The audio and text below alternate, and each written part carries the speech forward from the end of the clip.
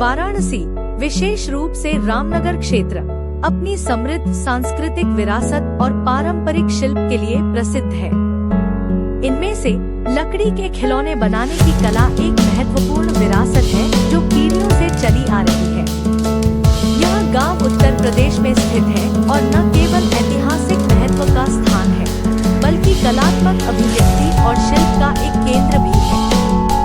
रामनगर के लोग अपनी परंपराओं के साथ सामंजस्य में रहते हैं। दैनिक जीवन गहराई से सांस्कृतिक प्रथाओं से जुड़ा हुआ है, जिन्हें संरक्षित और आगे बढ़ाया गया है।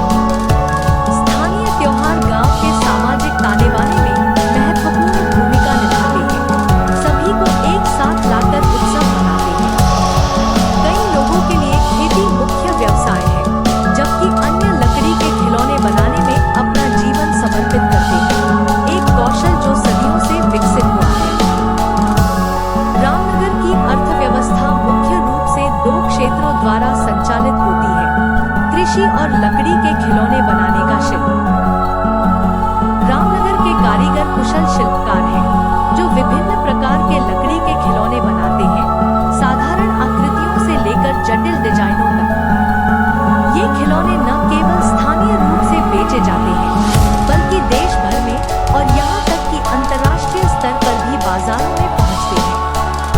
कृषि आबादी के एक महत्वपूर्ण हिस्से को आजीविका प्रदान करती है। मौसम के अनुसार फसलें उगाई जाती हैं। अपनी समृद्ध सांस्कृतिक विरासत और पारंपरिक शिल्प के बावजूद रामनगर कई चुनौतियों का सामना करता है। गुणवत्तापूर्ण शिक्षा और स्वास्थ्य सेवाओं तक पहुंच एक महत्वपूर्ण मुद्दा बना हुआ है।